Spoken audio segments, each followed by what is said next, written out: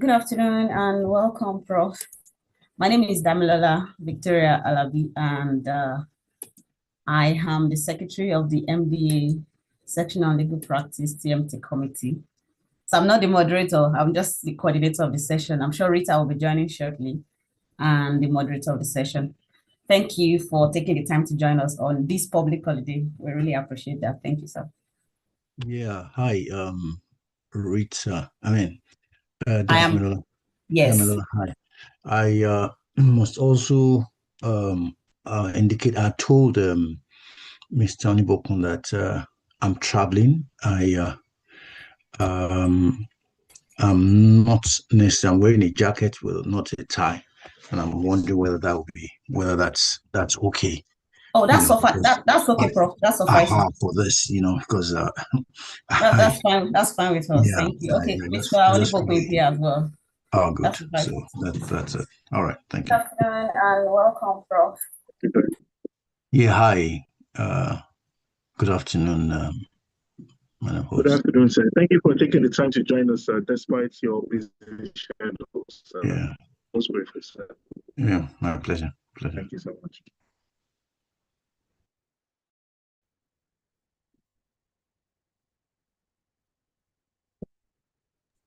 Good afternoon, Mr. Onibokun. Thank Good you for afternoon. being here. I'm sure Rita is going to join shortly.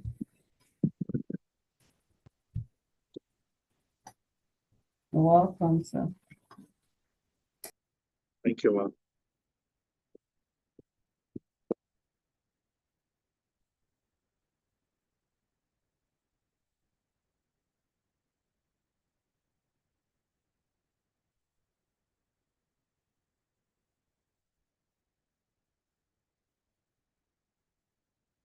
So I don't know if there's any question for me as regards the coordination of the session. If there's any clarification you need, Prof. or Mr. Onibokun, any clarification on anything, so that once it's 2 p.m., we just get going. Okay. I understand that you make an introduction. Yes, in the absence of the section chair, I will just welcome participants to the session, and that will be it. And then I'll yield the floor to you so that you can go ahead with the moderation of the event. Okay. Yeah, I don't think I have any question. Okay, thank you, Prof.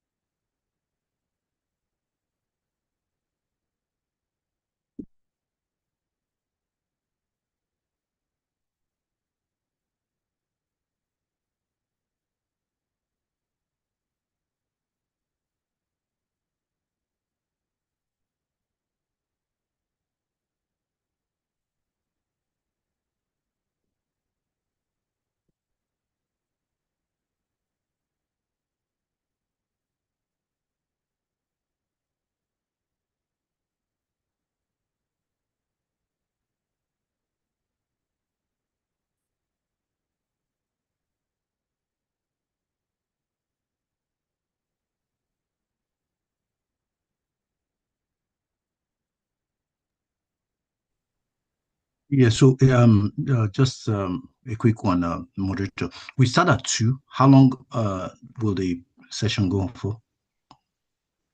Averagely, it goes on for about an hour and 30 minutes. Okay. We always leave about, say, 15, 20 minutes for questions at the end of the day. Okay. Okay, so our discussions may take us to about 3 or 3:10, and then maybe questions till 3:30. All right, just to help me. All Just to right, no give you problem. an idea. Yes, sir, I Yeah, think so, sir. I believe we don't have too many questions to go through. yeah. And yes, it should take us to about 3:30. But maximum, I would say 4 at the latest, depending on the kind of engagement we get from the questions. People. Okay. All right. All right. So that at least I can plan for the other meetings. Well done. Well done. But Thank you, sir. you have not. I mean, you are not a cultural. Maybe that's why you're wearing a your native. I say, are you a cultural person yourself? I'm a cultural person, so, and I think the cap is even most apt for this discussion today. Yes, I am. Yeah, And sir, yes, sir, please go on, sir. no, I just seen your posts. Oh, okay. Because if I mean, I would have I don't know whether it will still be possible. Maybe I'll write her, the Minister of Trade, and some of those people that maybe it would have been good to meet with the museum. I'm not sure they will. Let me send a message to her. I don't know whether they will. You know.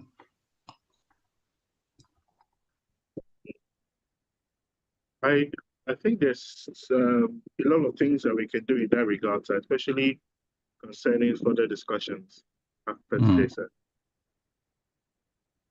You know, the problem of some of those things for people like me is you don't want to throw yourself at people. I'm not a politician, and I don't really have for politicians. Um, but um, talking to them, and if they will allow you to bring your expertise or skills or connections to bear, you know. So I'm just sending a message to the minister now, for instance. I mean, that if she's here, I mean, I just arrived here. I mean, it could have been, oh, who is asking? This thing is typing what I did in my speech. Yeah, oh, yeah. So you got, I believe she's actually there, sir. I know she's in London. What I'm saying is that Yeah. I'm asking whether she'll be meeting. Are you meeting with the museum? Yeah, Oh, okay. British On the Museum. subject matter, that would be Oh great, sir. yeah, oh yeah. That would be great, sir. I want to believe it will be on a list of things to discuss. Naturally, I want to believe that when the ministry was putting together the topics that they feel are germane, this should be one of them. I mean, I got to know late, and because there's some things which one may have approached them before, and they just don't give, they don't listen, so to say. Um, I would have tried to arrange. So I'm just sending a message on one or two issues that I could help push the British Film Academy for a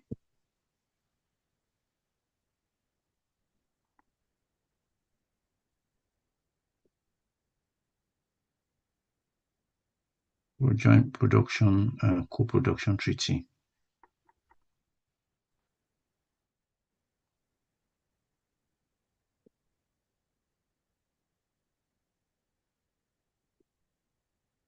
Yeah, let's see.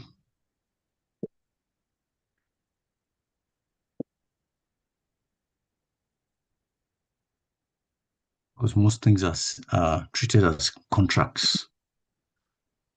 And if you are not a good contractor, you may not be able to do some things.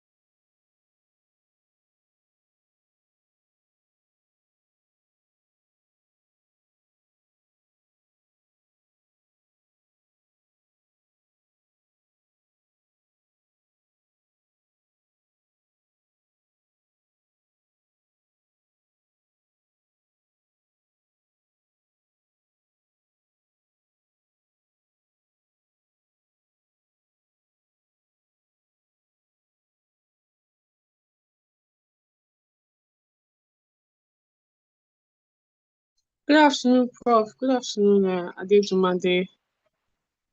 Yeah, hi, Madam Rita. How are you?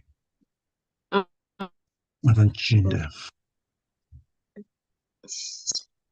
Adejumade, there's someone in the waiting room. When are we starting so that we'll know when we'll start admitting people in? Hi Rita, good afternoon. We are starting at 2. So we only admit people when it's 2 p.m. So by 2 p.m. we can admit everyone in the waiting room. All right, thank you. Would you be able to admit all of them if you're waiting till 2? Yes, we will. Okay.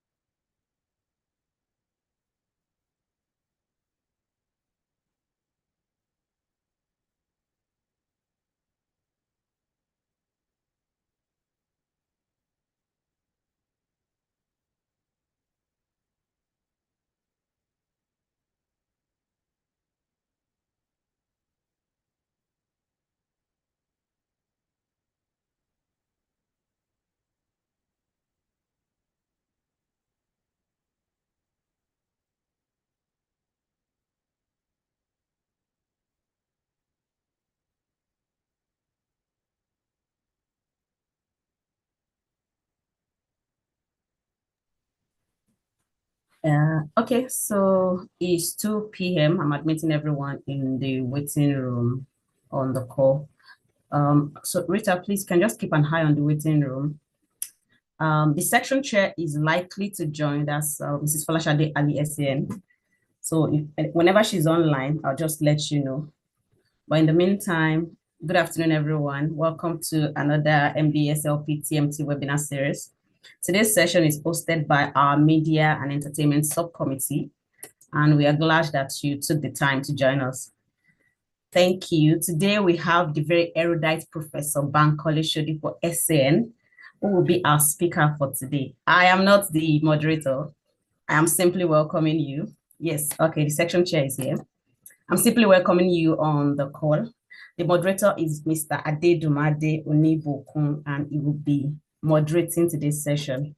But before we go ahead, okay, I'm enabling the section chair. She's a co-host now, and she'll just give us very short welcome remarks before the session commences. As soon as she's done, Mr. Onibokun can take over, and then the section can proceed from there. Thank you, everyone. Welcome, Leonard. Good afternoon, everyone. My sincere apologies. I can't put on my video. I actually was trying to rush to get home, so I'm in the car driving. I apologize. This is just to thank everyone for joining our weekly edition by the Telecommunications Media and Telecommunications Committee of the MBA section on legal practice. This time it's been held by the Media and Entertainment Subcommittee. Thank you so much. You know, when I looked at the topic, Cultural Heritage and Repatriation in Nigeria, and I saw the eminent speakers that we have today, my learned brother Silk, Mr. Bankole, Professor Bankole Sodipo, Senior Advocate of Nigeria. Thank you so much for creating time out of your busy schedule to be with us.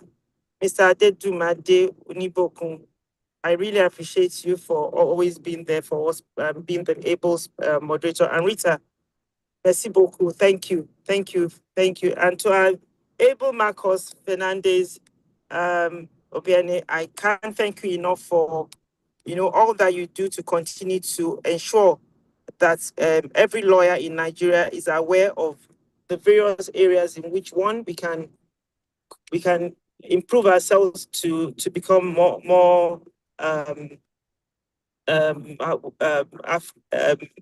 enshrined in the practice of law, and also to realize the challenges and the areas in which we can improve ourselves. So thank you all for joining this learning session again this afternoon. I do hope that we will all gain. I'm looking forward to hearing from our speakers in terms of what we need to know about our cultural heritage, repatriation, and I will just hand over. But before you do, for those that have not registered for our upcoming conference, the MBA section on legal practice, our conference is just 2 weeks away. It's on the 7th, from the 7th to the 10th of April, 2024 at the iconic National Theatre. Please do register. We have arrays of activities lined up, from the speakers to the entertainment. We have that we're going to Terra Culture. There's golf. With our keynote speaker is the one and only Adok George, Mr. Femi Elias, Professor Shibajo will be there. I hope you've all registered. And if you are not, if you haven't, you have a week to go. We will not be having on-site registration. Be there. I'm looking forward to welcoming everyone. And thank you all for joining today's session. Without much ado, I'd like to hand over to the moderator. Thank you so much for joining today. Thank you. Thank you so much, Ma. It was a pleasure to hear you speak and to know that you're also with us on the Zoom call. Thank you so very much. I hope we have all heard the conference is coming up very soon, in about 2 weeks. If you're ready to register, kindly do. And like the chair has said, there's a lot waiting for us in terms of all the wonderful things that has been put together. Thank you so much, Ma.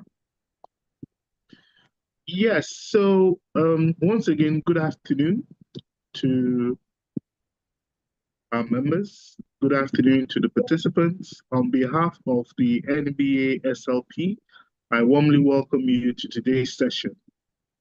Our topic today is cultural heritage and repatriation in Nigeria.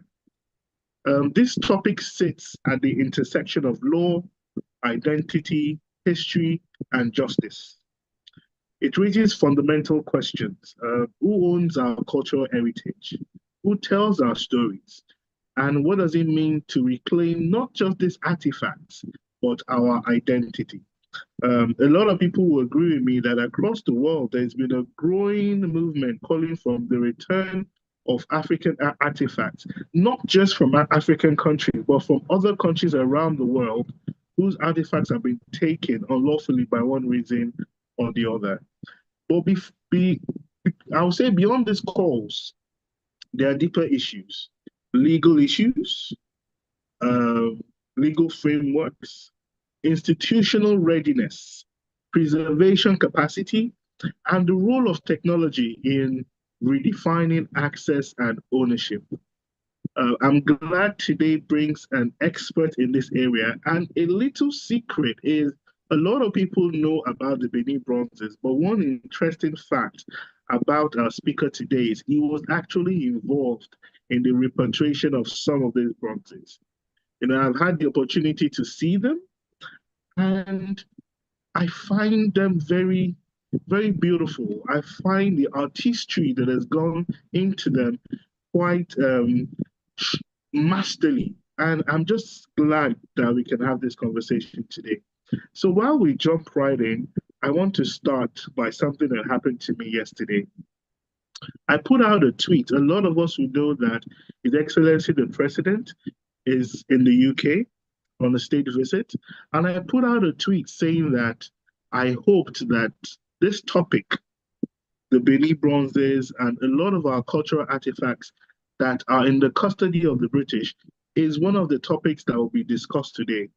Funny, a gentleman responded to me, and from our engagement, I realized that he did not understand the importance of our cultural heritage. So I'm going to start from there, Professor. When we talk about cultural heritage in Nigeria, please, sir, what exactly are we protecting and why does it matter today? Good afternoon, my learned brother Silk, Mrs. Folashade Ali. Thank you for all you do, and all the members of this committee. Thank you for inviting me.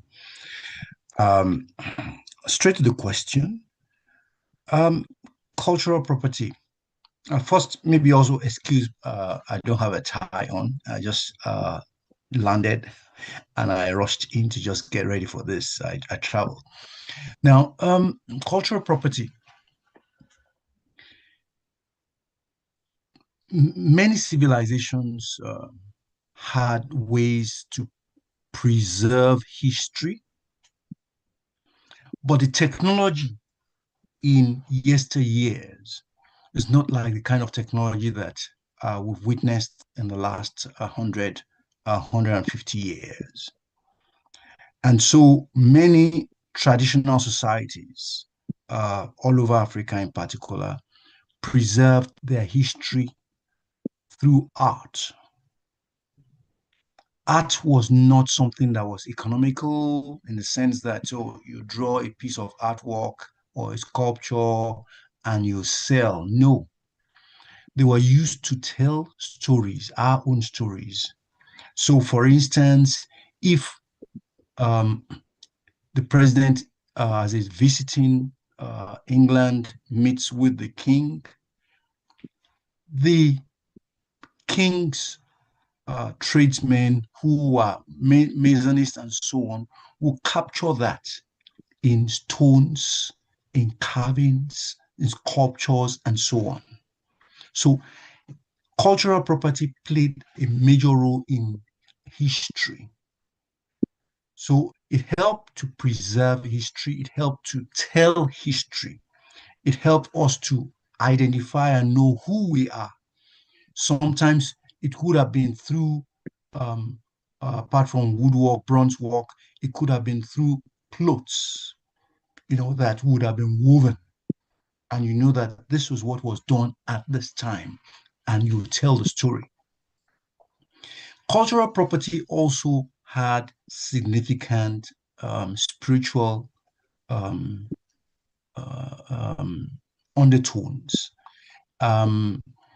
History suggests that some just like maybe the Ark of the Covenant in the biblical days, some cultural works would be brought in during some festivities or during some ceremonies, and they meant things. Some were meant to bring healing. There may not have been very good records as to whether there was healing, but the stories told suggested that those cultural properties did effect some healing. Now, with the advent, I mean, with Christianity, with Islam, and some other things, we've tended to just regard all this carvings, artwork, and so on, woodwork, as things which are only idolatry, but that is not entirely so. And so, if, as happened in most parts of Africa, another civilization, another group of people visit with you and they pilfer, with tricks and cunning, they take away those things that tell your history, that told your stories, then it means that you have lost a significant part of your history. And you may not be able to connect the dots any longer.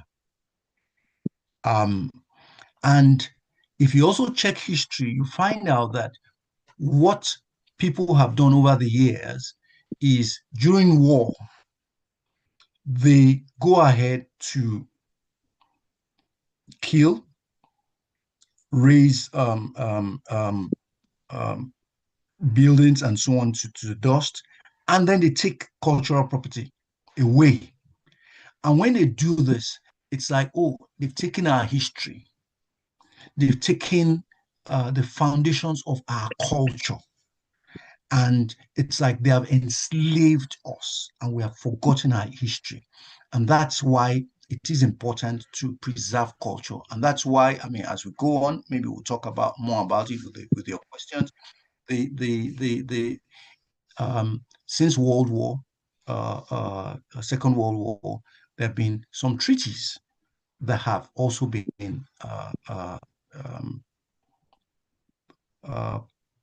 instituted, passed, that deal with things of cultural property, and they preserve and they say, do not take, do not destroy during war and so on. And we'll talk about that later, but let me just stop here. Thank you very much. Wow, thank you so very much for sharing, sir. That is very interesting.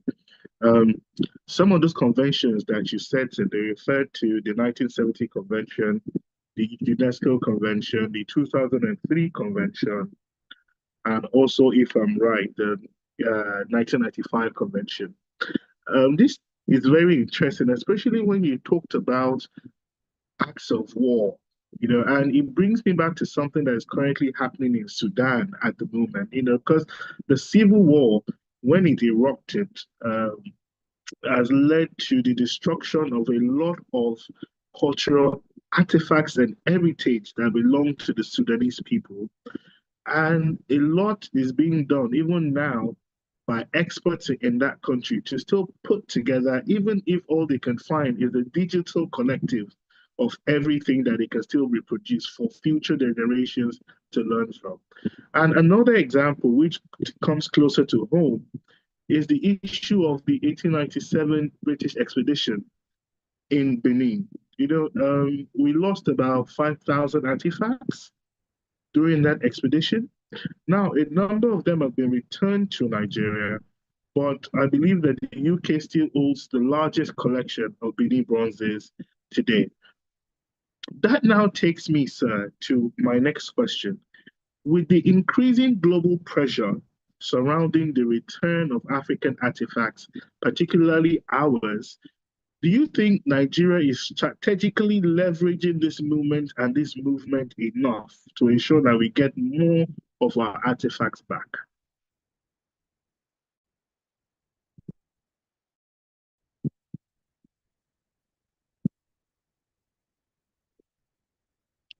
I believe your mic may be muted, sir. Apologies. Great. There is a lot of global pressure um, that's urging European museums and individual collections and American to return artifacts taken during the colonial era from Africa. And let me use some of the example of the Benin bronzes, because artifacts were taken from different parts of Africa, different parts of Nigeria. The most significant, like you said, is the Benin bronzes. The interesting thing about the Benin one is the connection. I'm not a Benin man, but my wife is Benin. Oh, wonderful. And what happened around 1897 was that the Benin had a festival which was supposed to be just for Benin people, and the British wanted to visit during that time, and the Beninese said, "Do not visit." In fact, my mother-in-law's, I think, grandfather or father, I think grandfather, was part of the Benin chiefs that went to meet with the around four or so British guys that wanted to visit. I said, "No, you can't come into this kingdom because we have a festival and we don't entertain foreigners during this." The British felt, "No, we're coming to protect you. We want to sign this." "No, no, you can't come now." And arguments ensued, and some British folks were killed.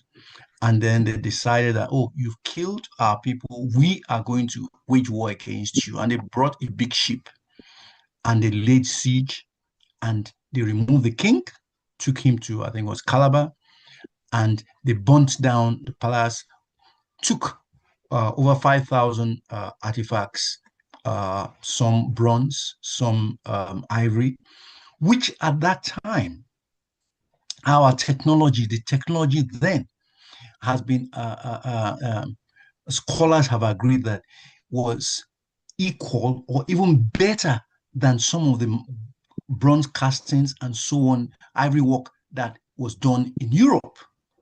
So it suggested that we had a civilization that equaled or was better in many respects than European civilization. Taking all this away helps that narrative that, no, we were a primitive people, which is not really so. Now, these were taken after the war and distributed to different parts of the world. So you find them in German, French museums, but a lot of them in Britain, in some universities, and then also American museums. And some of the soldiers also took some and distributed to their families. And so I can't immediately recall, I should have noted that the name of one of the families, soldiers' families that took the Benin artifact. They've returned the ones they had. There's a group called Benin Dialogue Group, which were comprised of leading Benin people and princes and Professor Shillon, that were also engaging with museums and so on all over the world. And so a few years back, the students some students in University of Cambridge, I think it was Jesus College, rioted, saying that the Akuko, one of the artifacts that was in the University of Cambridge, should not be there because it was a symbol of colonialism, should be returned. And so Cambridge wanted to return that, and they got into discussions with the Benin Palace. And I understood that the discussions went on and there was a stalemate. University of Cambridge was established by statute and the statute establishing them had some restraints as to how they would return this. And So I think it was 2020.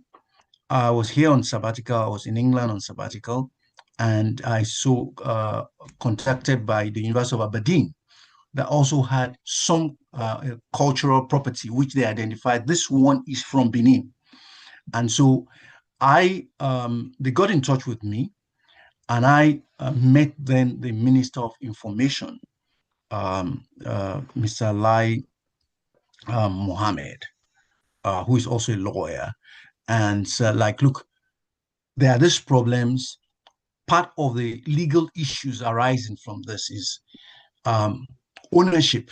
Does it belong to the Nigerian government? Does it belong to the state government? Does it belong to the Oba's Palace?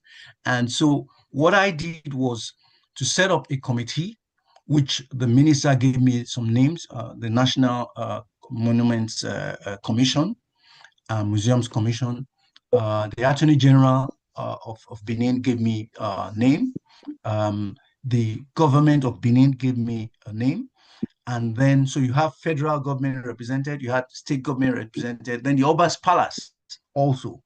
And so we started negotiating, and eventually were able to mediate and ensure that University of Benin and Cambridge and University of Aberdeen returned this, but it was a long discussion, which also had some paperwork. And so the question is, are we ready to engage? Who will engage? And do we have the long stretch so that we keep pushing and lobbying? And a number of ideas which we may share as the program goes on, depending on the issues that you raise. Let me stop there.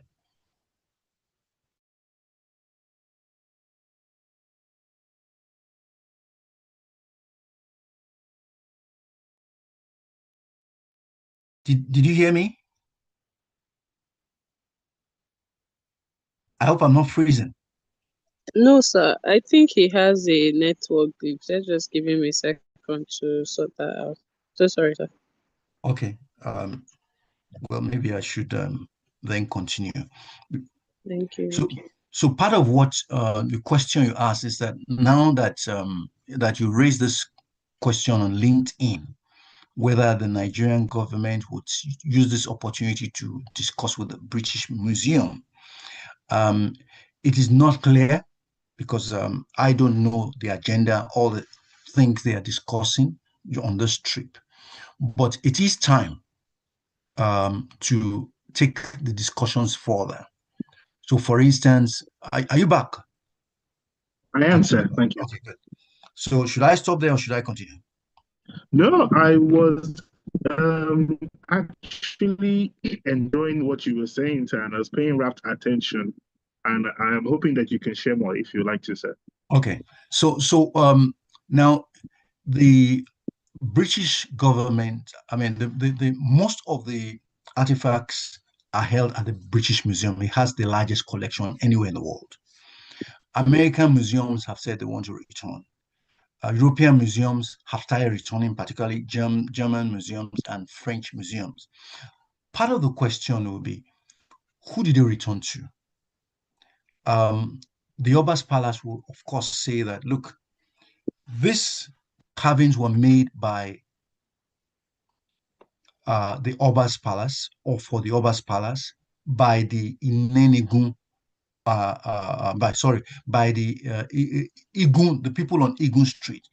Now, the intellectual property, the technology then, and the way to preserve it was that only one family was involved in doing that, and they are on Igun Street in Benin. And the head of the family is Inenigun. And I remember interviewing him during my PhD in 1991, there about 92, that said, oh, only members of the family who are initiated to the cult of the family could be involved in the bronze casting. And so some people feel that, no, the bronze belongs to the Igun family. Some people feel it belongs to the Oba's palace. Then could it be the state government? Could it be the federal government? Our constitution lists things of this nature as being a federal issue. But should it be just federal? Those are things we need to sort out ourselves. And the reason why my intervention at that time was successful is because I was able to bring from the federal to the state and the Oba's Palace together on this.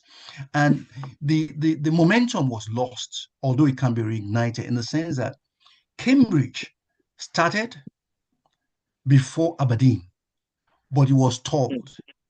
And so I got a call from the warden of Cambridge, and she said, "Oh, I'm the warden. I understand you are doing this with Aberdeen and you've gone so far, but we started before Aberdeen. Aberdeen cannot do it before us." So there was a competition. And so if you read the news and go back, you find out that it was the same week that the two were returned. I mean, Cambridge returned and then Aberdeen. But Cambridge insisted that theirs must be first, earlier than Aberdeen's own. Because, I mean, in terms of age also, these are very old universities. But like, look, no, we should come before Aberdeen. So that alludes to what you were saying earlier on, that there's a momentum, there's something in the air which Nigeria needs to latch onto. There is a call internationally saying return. And the people may want to return, but they will use excuses. So what were the reasons why Cambridge could not return? Part of it was there's a lot of paperwork. And the Oba's Palace was like, it's our property. Why do we have to start talking to you and all this paperwork? And I explained to them that, look, they're set up by statute. They must do paperwork. But what I'll ask them to do is to reduce the paperwork. And that was done. And we scaled that hurdle. So for the British Museum, what they are saying is that the law prevents them from handing over. And I thought to them, what do you mean? Say, okay, maybe what we will do is we will digitally copy and then we may hand over. That if we hand over, what's the guarantee that it will not get back to the international markets? If we hand over, what's the guarantee that it will not be lost or broken? Do you have the facility to keep these things as we have preserved them? Why don't you let us preserve them for you, so that you still have them, but we make copies for you? And I said, no, it belongs to us. You need to return them first. Then we can decide what to do. But do we really have the framework? Do we have the facility? The truth is we don't. But then I understand that there was about 100 million that was being raised internationally towards a museum in Benin. The question I told the people doing that is, good, you've got an architect, you've got this, you've got that, you've got people who want to put down the money. But you should realize that this belongs to the Oba's Palace, and so the Oba should have a say.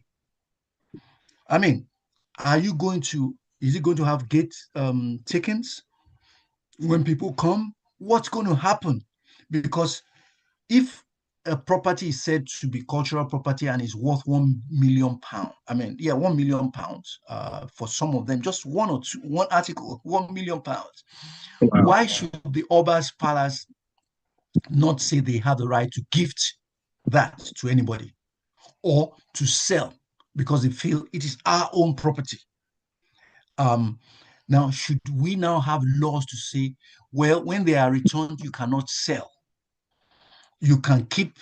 And what of the ones for Ife carvings and so on? What of the one for Nok? What of the one for the East? Should everything go to those regions, those cities, or should we have them in the federal museums?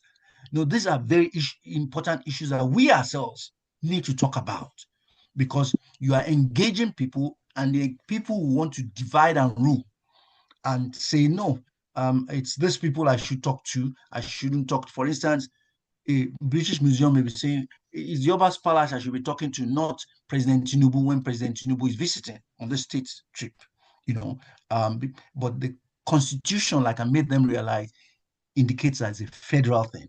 And because we had a group from the three people who could have or make some assertions of ownership, the British people could not say no. But one thing we should realize that for Cambridge to say we are returning, for Aberdeen to say we are returning, it's sending signals to the British people because they respect their universities. And those are the things we need to latch on. And of course, what we don't know we have, our creatives, the Bonner Boys, the David O's, the Lagbajas, and then also the authors, book authors, if they add their voice to this, two things can happen. One, whoever the minister is or his cultural secretary who is saying that we're not going to release, the Igbos will just let go of that person. They'll throw him or her under the bus, and the person will have to resign. And then we can push that law should be passed, should be changed. Those are things we need to do. And but the question is, who is going to do the push, and who will, keep pressing? Because without continuous pressing, nothing's going to happen. Let me stop there. Wow. Wow. Thank you so very much, sir. Thank you so very much. In fact, your explanation, even though it was brief, has cut across about 4 or 5 issues that I was hoping we'll talk about today. It has cut across ownership and possession. It has cut across the framework and facilities for taking good care of these artifacts upon their return. It is talked about local laws and the need for us to institute them to protect these artifacts when they come back. And it has also talked about the role of creatives, today's creatives, how important it is for them to add their voices to the call for the return of the bronzes, and not just the Benin bronzes, but other artifacts that have been taken out of Nigeria and belong to other parts of the country. So thank you so much for sharing, sir. That was quite interesting. And I'm happy to learn about what you did to actually make this happen. Sometimes people who go this far are not given their flowers, are not appreciated enough. So I want to use this opportunity to just say thank you. Thank you so much for that. Thank you for all the effort. And seeing, because I saw the one you described as the Akuko, right? I saw it last month amongst about 4 or 5 that were returned. It was on display in Lagos. So remembering how I felt when I saw it and putting that together with your story of how the journey of it returning to Nigeria is, it's just very enlightening for me. Thank you so very much for sharing that. I really appreciate that. And I want to talk about now the legal frameworks, because I think this is very important. During this conversation, you had spoken about the conventions. Are we relying too much on those conventions, or do we need, just like you suggested, the local laws? What is the inadequacy of our current legal frameworks, and how can we shore them up? Well, there's no perfect law. I'm of the school of thought that often if you're very ingenious, you may be able to find a solution in one of the laws or regulations to deal with the challenges that you have, even without any change in law. So Nigeria is party to the most important treaties. You mentioned a couple of them. The Nigerian law, at least the monuments law, incorporates some of the principles in those treaties. But the questions, and so that's why the monuments, the Museum and Monuments Commission need to play a role when all these discussions are on, and they did play a role at that time, like I mentioned to you. Now, the question will be, what role should the relevant people, let's say the Ooni of Ife, I don't know which part of the East exactly artifacts that were taken from, so that, is it the Oba, I mean the king of that region, the region where the Nok culture artifacts were taken from. And so, but we need to, as a people, because the Constitution is supposed to be an instrument that we all agree on, to say, what do we think is best? So I think we need to have meetings on this. Should they be in the regions where they were taken from originally, because they will help tell the story, and then people can then travel to those places and say, I'm going to see the artifacts of these people, because they're all different. They have characteristics that help people to know that this is from this. For instance, Aberdeen had a couple of University of Aberdeen, that is, a couple of artifacts, and they then did some study that suggested that one particular one is from the Oba's palace in Benin. The other one they couldn't say for certainty that it was from the Oba's palace. So they returned only the one that there was certainty about. So how do we identify what belongs to or any region? Then if it comes to the region, what do they do with it? Can they say, all right, just like the President Tinubu is visiting the Queen today, if somebody is visiting the Oba of Benin or the Ooni of Ife, can he say, I gift this to you? Or on the occasion that he's getting married, just say, I give it to my wife's family. Should it be reciprocatory, or for on behalf of all the people, or just for themselves and their family? So that particularly because these things have become so of such economic value today, that, I mean, you can imagine anybody, if just one artifact is worth £1 million, he can give it, he can also sell, and that can solve a number of problems. And so should they be able to give as gifts? Should they be able to sell? Those are things which we need to sit and decide. I have some ideas, but I mean, it's not for me. It's for all of us to put our heads together. Because if I say, oh, the Benin man, Benin Oba cannot sell, Benin people will probably say I'm in breach because I don't know Benin culture. The Oba cannot do any wrong. So, I mean, it's for us to sit, and then we have laws and regulations that will then guide us. Then, who hosts? Yes, Oba's palace, but is it safe in the Oba's palace? Possibly.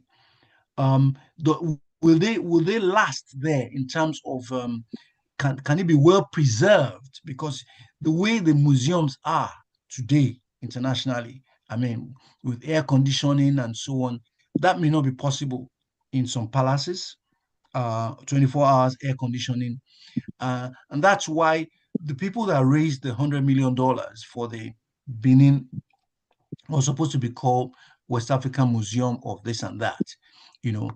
Maybe we need to engage them and say, look, this is something good, but these are the areas the Oba is not happy about. These are the areas the governor or the president is not happy about, or the people. How do we benefit rather than losing all that money that could have been gifted to and would have made a museum that would be a world-class museum in Benin or any other place where we want to.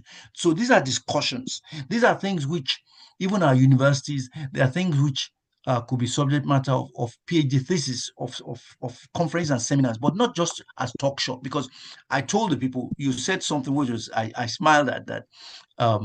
When it was time for them to return the two universities, to be fair on them, they invited me. But I did all the work pro bono. I was back in Nigeria, and I felt that now I'm going to come and travel just for photo opportunity. I don't take photographs. So just come and take photographs with this person so that you show that. But if the team that came said, oh, Bankole, come along, possibly I would have, and so who is going to pay for the time of those people who will lobby, draft the laws, who will be pressing, who will coordinate with the Chimamandas, and to say we have a voice, and until we get what we want, we will not keep quiet. No government wants that kind of pressure, and I'm sure we can do it. Oh, thank you. Thank you so very much, sir. In fact, I was already saying that I'm willing to volunteer to join your team in that regard. Even if they are not paying you, I don't believe you. Well, actually, on the subject of payment, I've actually done a little bit of pro bono in that regard as well. And that takes me to my next question.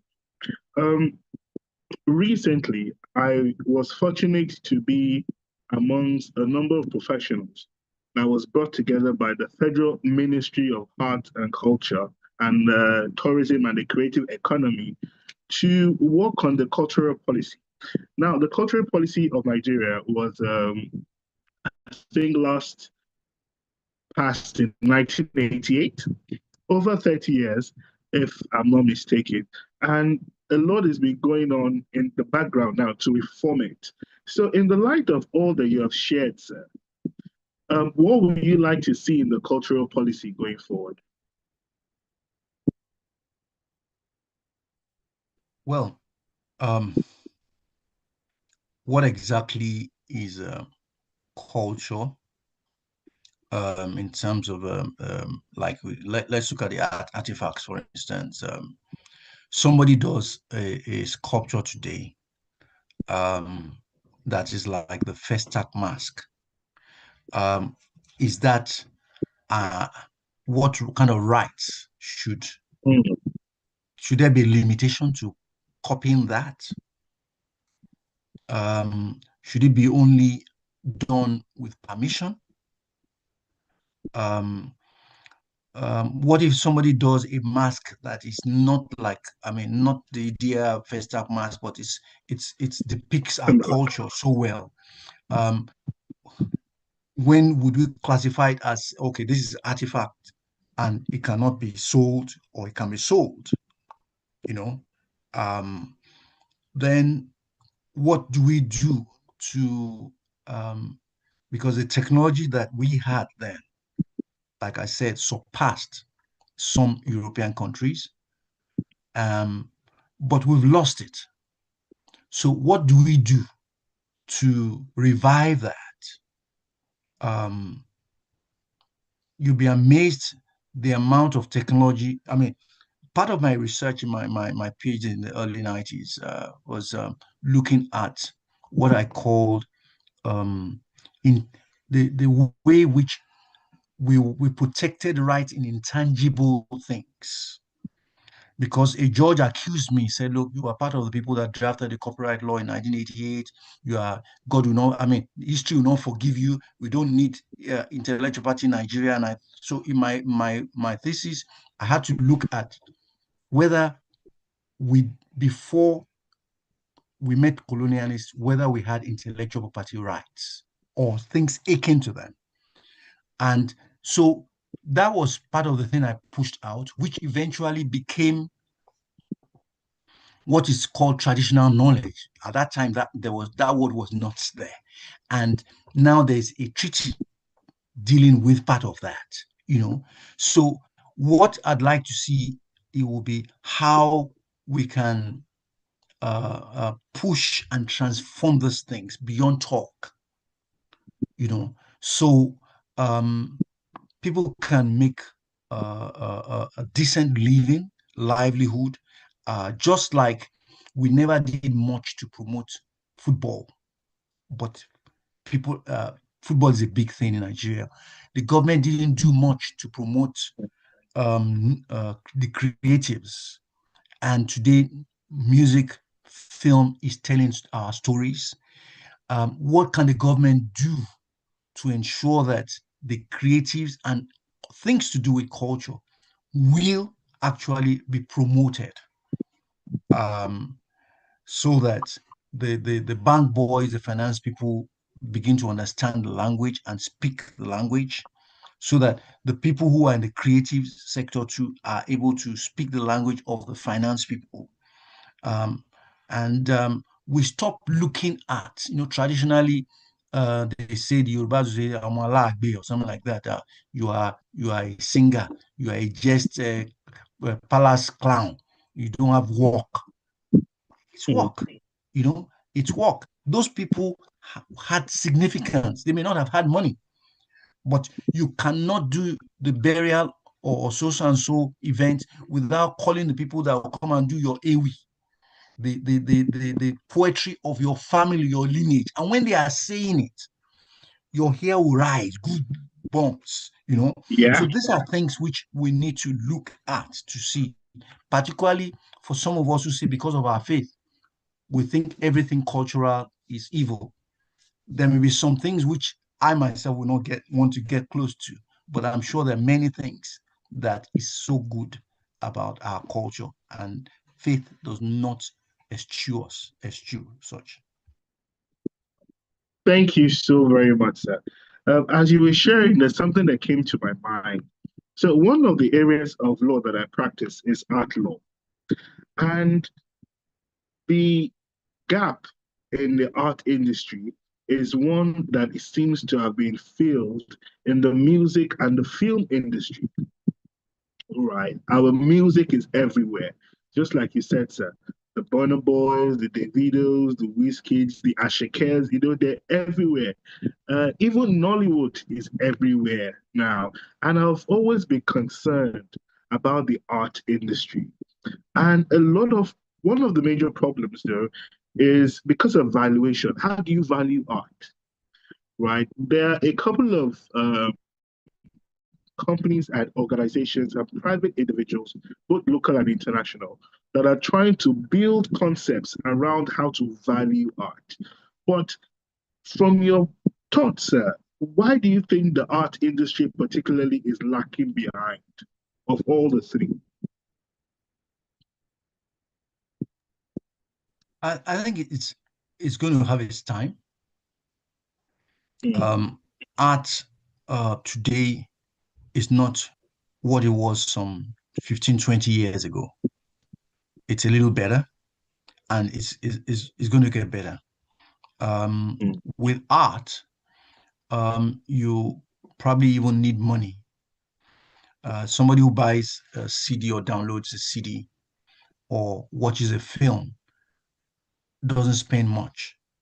Somebody who deals with art must be a big boy, and it's probably because you're a big boy that you're dealing with art, So if it was possible for you have a masterpiece, the original, of course, is costs so and so, but cheap versions of it, which is authorized between the all artists, the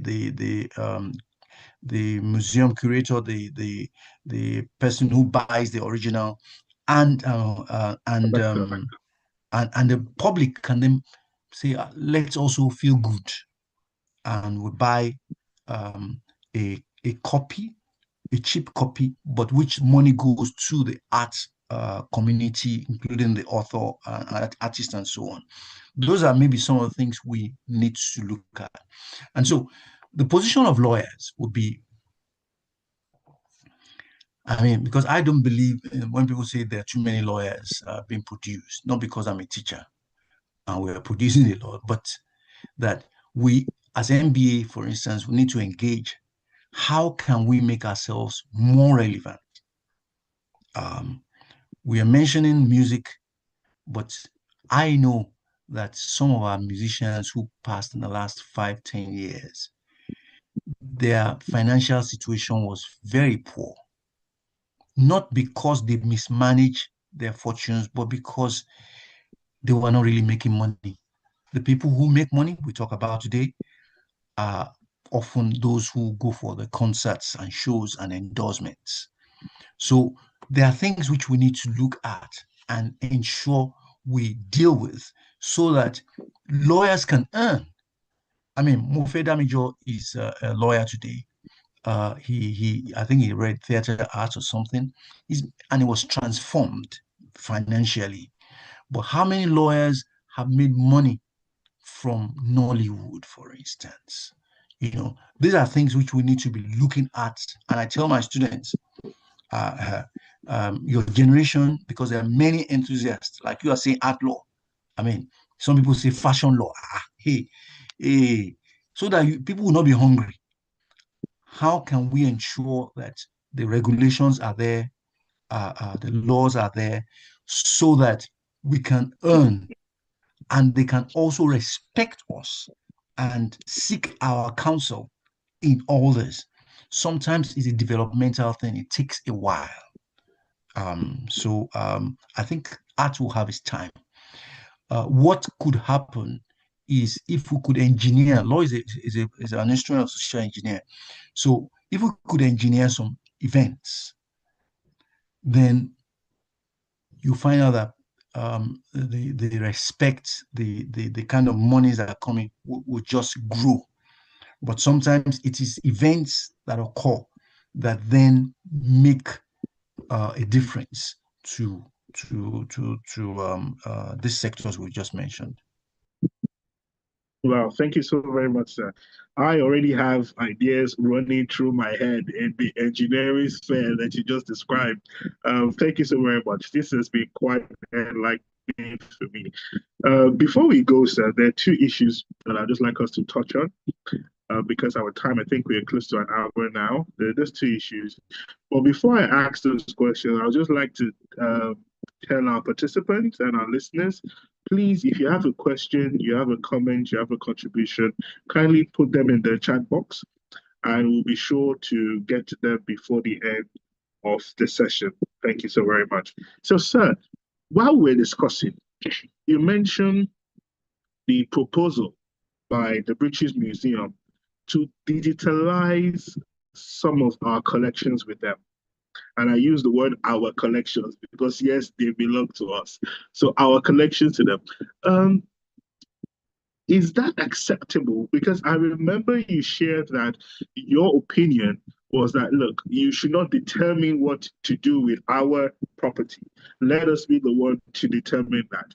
But in this digital age, especially with the rise of the internet, with the rise of AI, with the rise of so many online tools that can help to digitize this history and this cultural heritage. Do you think we should consider it? Well, I mean, technology has its good parts. If we have a museum of international standard in Benin and the artifacts are returned there, some of us can go to Benin. But some people may not be able to leave some other parts of the 6 or so geopolitical parts of Nigeria zones to go all the way to Benin, and maybe they can then see Akuko or this or that, the Festac mask, in their own museum, which is just produced digitally. And so the same history can be told to Nigerians in other parts of Nigeria or other parts of Africa, or for other Africans through digitalization. The question will be, what can be digitalized? Who has the right to digitalize? What are the limitations or exceptions to the right to digitalize? Because if I digitalize, I keep in the museum. I could also digitalize and sell. It may not be a bad idea, totally, that people should be able to buy. But if people are buying, who gets the money? So that it won't be the case of people singing, "Oh, Mommy, everybody dancing, and they remember Christian. But how much money did Christian have when she was dying? Why should people say Henry Wosu is dying, or X has just died as a footballer, as a star, and people are now trying to raise money for the person? Why could there not be better framework in terms of organizations, in terms of regulations, that would ensure that these people do not suffer? Those are things which I think we need to think about. And it's easier, to think if there's money. So, for instance, somebody's doing a PhD in it and is spending 3 years just thinking about it and running up and down. I mean, my encounter with the Inenugun of Igun, I was starting my PhD in London in 91, came home to Nigeria, went to Igun Street and went all over asking questions. So those are the things which we need to do, so that life will be better for our children and for our future, because cultural property is important, and we need to be able to, for instance, during this US-Iraq war, or is it Iran, sorry, it's rumored that some cultural properties have been destroyed. We should cry against it. That, look, if you go to war internationally now, you must not hit those kind of places. So that what they did in Benin expedition under today's law is wrong, and because it's wrong in international law, have we considered whether, even if we're not going to win, threatening them with a case on this, that you must return this, and you're in breach of this? Who in government is pushing that? And who is pressing the right person in the government to push it? Because don't think Trump may be pushing something, some heads of state may be pushing them because they have zeal, but somebody must also be pushing them. So we need the government people who push. We need the people who are the stakeholders, who will be pushing the government people, and we need funding so that people will not get tired whilst they are lobbying. Thank you so very much, sir. Thank you. In fact, I feel everything we've discussed already can be put together in a book as a way forward. So what you shared is really spot on and really impactful. I want to once again, because we are rounding up now, I want to ask our participants, our listeners, if you have any question or comment, please put it in the chat box so we can attend to it right before the end of the session. So, sir, this is my final question. What is the way forward?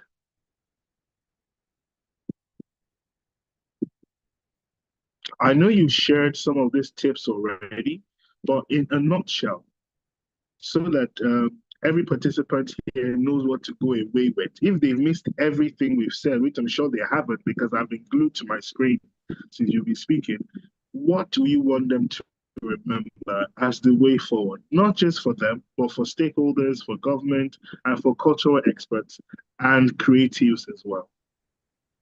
Our cultural heritage is our life. is our history. Mm.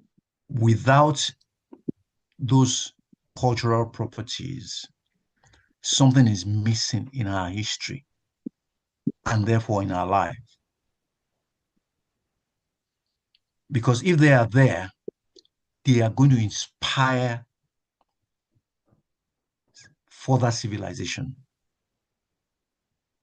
And so it is our collective responsibility to push for the ones that have been stolen to be returned, and then to develop further things that we have and preserve them so that the Chinese people will stop selling adire to us. Or if they are going to sell, they should pay, so that various aspects of our culture, which will make our children, I mean, go to a party in America, in Europe. Those are kids that don't speak our language. Mm. They dance to those songs better than people in Nigeria, and they are proud of being Nigerians. Other Africans see that leadership and they align as big brother. So these things are very important, and is part of the emancipation of Nigeria. I'll stop there. Thank you. Oh, thank you so very much. Thank you so very much. I wish we were in a physical room. I'll have asked everybody to give a resounding clap, for the excellent presentation. Thank you so very much. I have learned a lot, and I'm sure many of us feel the same. In fact, I can see some of the comments I can see some of the comments in the comment box here, and a lot of people are appreciating you for a wonderful presentation. I can see a question from Laura. It says, seeing that we have a very poor maintenance culture, how do we maintain these returned artifacts? Yeah, I think I alluded to that. I mean, that's the reason why $100 million was raised by a group of people connected with the with the Edo government, to house these things when they are returned. And a number of people internationally, architects and so on, were excited, governments, to be involved. But we got it wrong because we did not carry the Oba's palace along. Now, some of them were saying it's wrong. No, the Oba's son was involved. And I said to them, look, you cannot put yourself in the shoes of the Oba.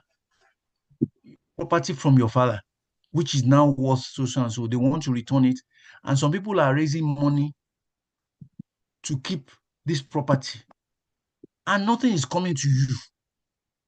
I mean, I don't think it makes sense.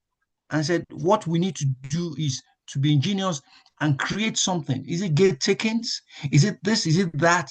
So that there will be buying, of the people, of the Oba, and so on. So to Laura's question, certainly we do not have the facilities. We can build a building and keep artifacts there, but if you don't have preservatories, the thing will just fall apart. Okay, so in order to build a sustainable structure, we just need to go out to raise the money. And there's some people who will be so excited, who will be so happy to join hands with the various, whether Nok people, Ife people, the Bini people, and give money towards doing such a thing. And then it must be done in a way that maybe through gate takings and so on, we can also preserve. I mean, money will be coming in to ensure that the place is maintained, because building a big edifice is one thing, like the National Theatre. It fell apart, if not for the people that just brought money. So we need to have a sustainable thing. And it's for all of us to put our heads together. That's why we are lawyers. Thank you so very much, sir. Shortly, I will be inviting the chair of the Media and Entertainment Subcommittee of the NBA SLP to kindly share a word.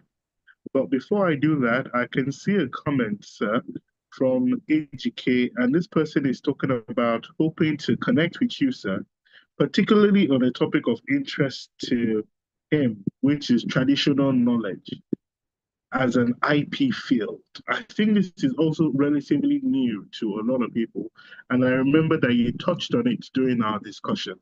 Is there anything you would like to add in that regard, sir? I mean, there are many universities teaching intellectual property today at undergraduate level, and a few at postgraduate. In Babcock, we do it up to PhD.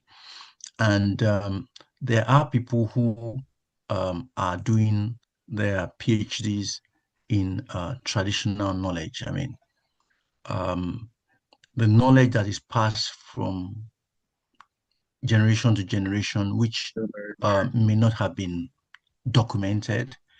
And then a woman comes and says, oh, you have this chewing stick that our forefathers or people still use.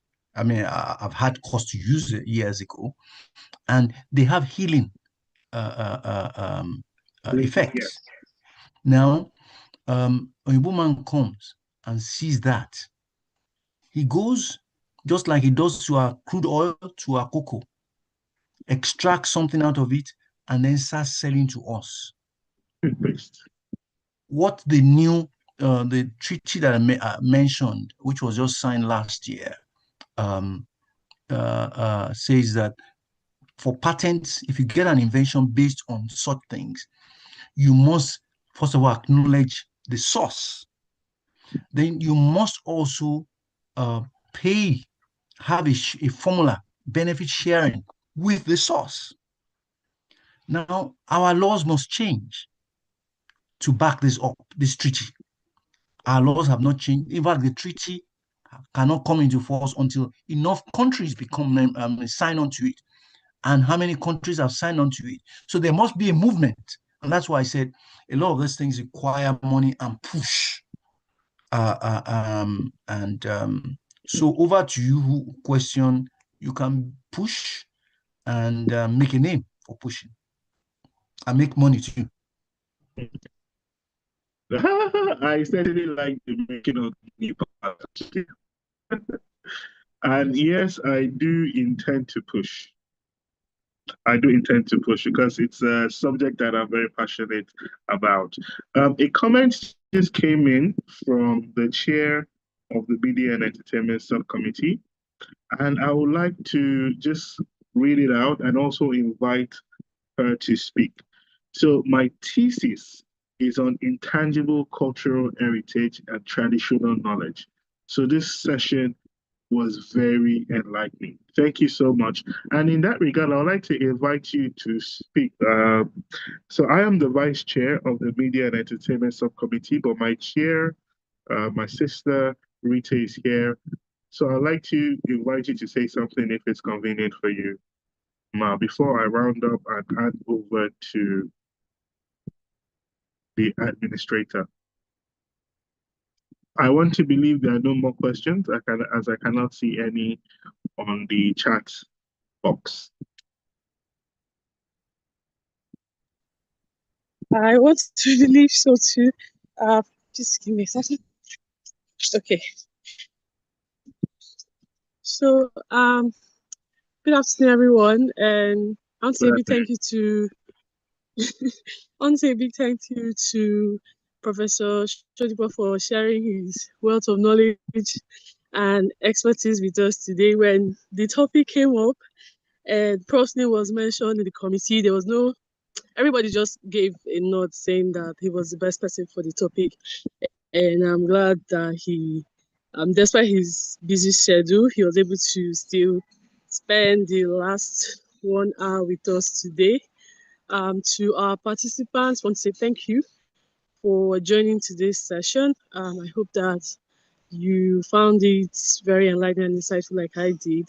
And to the committee chair and Ms. Dami, who has always encouraged us with our webinar sessions, I want to say big thank you. And to my vice chair, I was going to say Mr. Adejumade, but I remember that you cautioned me and said we are bros.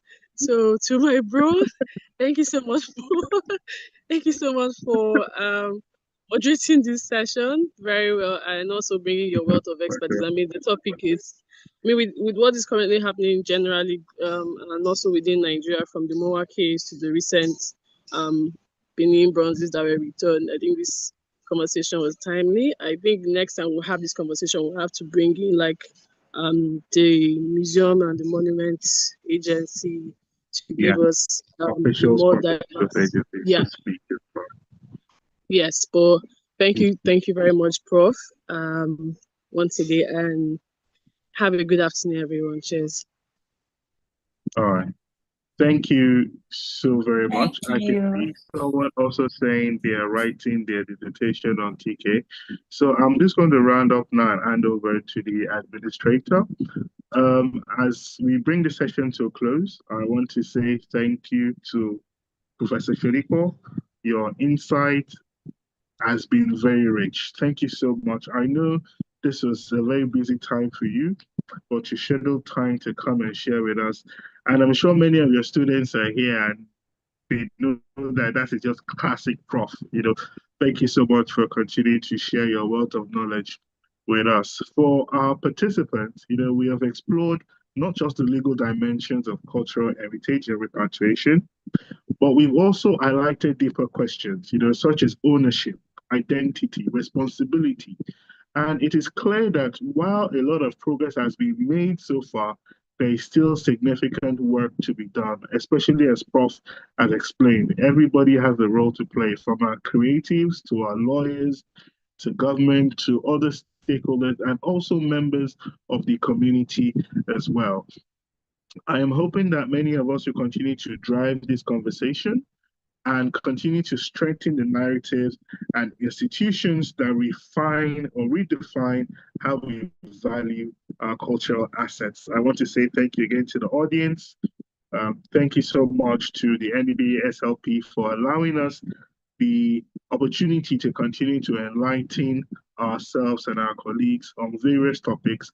I urge everyone, if this is the first time you have participated in any of our trainings, please look forward to many others. It's a weekly training on various topics and various areas of law that I'm sure will be of interest to you. So thank you so very much. I hand over to the administrator now. Thank you. Thank you once again. Thank you so much, Prof. Thank you so much. Really appreciate the insight you brought to the conversation. I mean, there's been concerns, the issue of repatriation, it's an ongoing concern. And I like where you said something about the fact that the things that are being lost is not about the money, it's about these people who were custodians of this cultural knowledge. Just the value that we are losing, and it should burden our hearts. It should be a thing of concern. That gradually is almost as if not just our language is being eroded, even our way of life, the way we see things, the things that used to be, I mean, these days you find, it's almost rare in Yoruba land to find people giving oriki to children anymore. You almost don't have kids who have oriki anymore. And people who don't understand in Yoruba language, oriki is like a way of eulogizing you. It traces your ancestry. Every family has one. Everybody has one. That's becoming almost a thing of the past that you don't hear anymore. And we're asking, is anybody documenting that? Is there a record of, popular orikis that used to exist and things like that? Thank you so much. And for our participants, if you would like to catch a replay of this section, you can check the MBSLP YouTube channel. The session is being streamed live on YouTube, so you can always go back there to check it. We do this every Thursday. Well, thank you for taking part of your public holiday to spend with us. We know today was a public holiday. And thank you, Prof. I understand you had a very busy schedule, but you still made time. And you did not just show up, you showed up with a lot of value. And for those who'd like to connect with Prof, I'm sure you can find him on LinkedIn. And yes, you can connect with him from there. And yes, for everybody who is here, for our moderator, Mr. Onibokun, thank you so much for the good work. Thank you, Rita, for the work your committee is doing, your subcommittee does in bringing up this topic. I mean, I'm only here to just support, but you guys you're the brain behind all this. You're the one who come up with all these topics and provide the speakers. And we've always had a really good time with your sessions.